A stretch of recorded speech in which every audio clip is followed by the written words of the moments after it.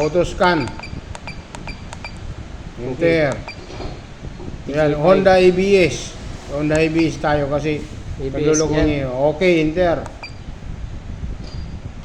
Dito tayo, read port code. Baba ka. Yan. Full codes. Sige.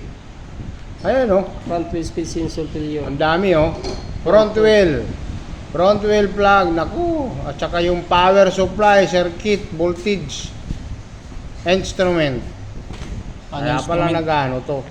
Kaya pala, pag tumatakbo sir, nagkakaroon ng bibling tapos umuugong daw. Pag umuugong, di ba? Pag ano? Umuugong. Sino na ABS nito? Ano yung front parts? Maaring may sira. Yung ito. Basa to. Yung pangalawa dito na yan. Yan.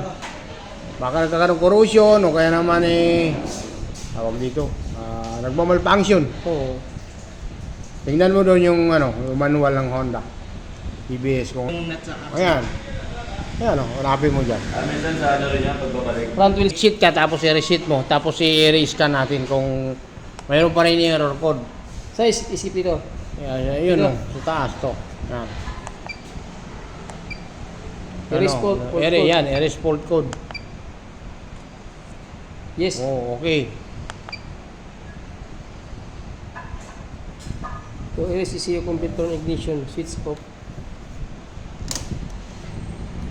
Ayan. Kung meron pa, baba ka sa red fault code.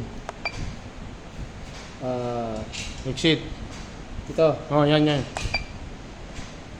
Pindutin mo okay. Okay, kailangan na siya yun. Ano yung nakalagay Ayan.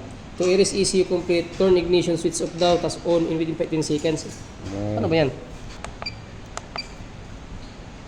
Yan.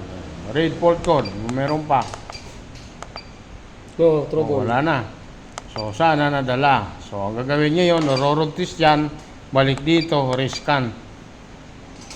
Sure, erase TDC condition care. Okay na. Wala Gano'n nang Na-erase na pala yung kanina, Sir Dax? Oo, nangyari sa'yo kanina. Kaya nagkamali ka ng pindot.